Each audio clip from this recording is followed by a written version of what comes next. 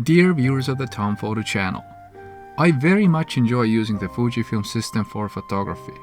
This has led me to accumulate a good collection of Fuji cameras and lenses, all of which I have showcased on my channel. You'll find several relevant links in the text box down below. Among all my lenses, 3 very capable prime lenses stand out as crown jewels. I consider them very special and use them when photo quality really matters or when I want some special effects. My 3 musketeers are the Fuji XF 23 f1.4 R, 35mm f1.4 R, and 56mm f1.2 R. Note that all of them are the R versions, not the WR, which are the newer, weather-resistant versions. The versions I have are more common among photographers today and are optically very close to the newer ones. The R versions are also cheaper.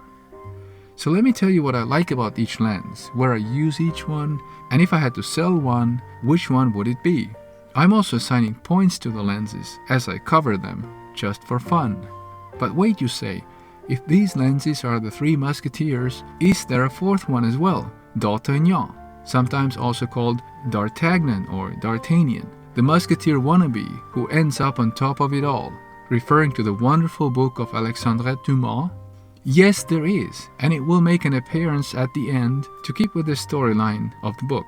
Let me refer to the lenses simply as 23, Porthos, 35, Athos, and 56, Aramis, the names of the 3 musketeers. These lenses all have very high build quality and amazing optics. The 35, or Athos, was my first of the pack. It comes with a signature rectangular hood that takes a rubber cover. Quite unusual but very special. The 35 took my breath away. You rarely see such a combination of character and quality. It's the father of Fuji primes, just like Athos served as a father figure to D'Artagnan in the book. There was a period when I thought it was the only lens I ever needed. I used it day in and day out. Next, I acquired the 56, or Aramis. It's often advertised as a prime portrait lens, playful and fun, kinda like Aramis in the book. This lens has surprised me the most in terms of sheer photo quality. An f1.2 that is ultra sharp at every f-stop and in any corner of the frame is out of this world fantastic. Never before had I seen such sharpness. The 23 was the last one to join my collection. I also call it Porthos. Porthos was perhaps not as smart as the other musketeers in the book, but he compensated this with his might. The 23 has all the might of Porthos because its super universal focal length ensures that it can do it all, and the results are of stellar quality. However good these lenses are, they're still very different from each other. The 35 gets the portability points from me because it is significantly smaller and more convenient to use than the others. The 56 gets the sharpness point. If you want to see true sharpness, get this lens. It will not disappoint you. The 23 gets the versatility points from me. If you only own one lens, it almost needs to be the 23 because it can do it all, from wide landscapes to portraits. After the first round we have a tie. I cannot imagine it any other way. For build quality, all get the same points. These lenses are superbly made. They have equally nice aperture and focusing rings, same high quality. Is there anything that is not perfect about these musketeers? Yes, they are noisy when they focus. The 35 sounds most like a tractor, and so it's not getting the silence points. The others are not perfect either. They'd quickly lose points too if they had to go against many other lenses. But yes, the poor Athos, the 35, does even a bit worse. Focusing speed. None of them are fast. Their superpowers lie in photo quality, not so much in focusing speed. Maybe the 35 spends a blink of an eye more time focusing than the others. So let me give the others more points here as well. All these lenses come with hoods. The 56 hood is large, the 23 lens hood is scary looking, but the 35 lens hood is practical and smart. The point for the hood goes to the 35.